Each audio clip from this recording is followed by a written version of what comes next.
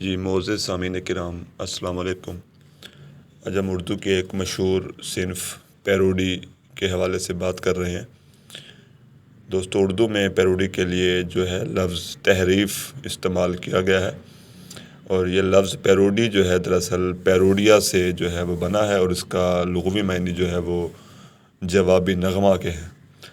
مشہور نقاد رفیع الدین ہاشمی جو ہے اپنی کتاب اصناف ادب میں پیروڈی کے حوالے سے لکھتے ہوئے کہتے ہیں، اصطلاح میں وہ صنف ظرافت، نظم یا نثر ہے جو کسی کے طرز نگارش کی طرز اور نقل میں لکھی گئی ہو، مگر اصل نگارش کے الفاظ و خیالات کو اسی طرح بدل دیا جائے کہ مزاحیہ تاثرات پیدا ہو جائیں۔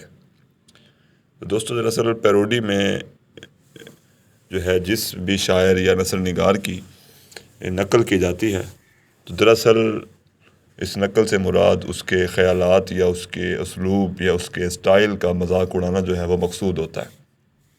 اردو میں جو ہے ہمیں نظم ہو اور نثر ہو، دونوں میں ہی پیروڈیاں ملتی ہیں، مگر نثر کی نسبت نظم میں جو ہے پیروڈیوں کی تعداد جو ہے وہ بہت زیادہ ہے۔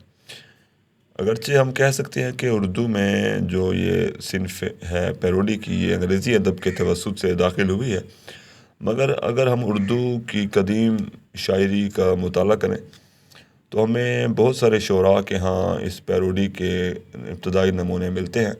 مثلاً انشاء اللہ خان انشا اور غلام مصطفیٰ حمدانی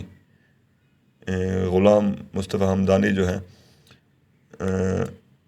ان کے ہاں جو ایک ہم عصرانہ چشمک تھی، رقابت تھی، اور اسی طرح پنڈت رتن ناتھ سرشار اور اکبر الہ آبادی کے ہاں جو ایک مخالفت کا پہلو تھا، تو ان دونوں کے کلام میں بھی ہمیں پیروڈی کے نمونے جو ہیں وہ ملتے ہیں۔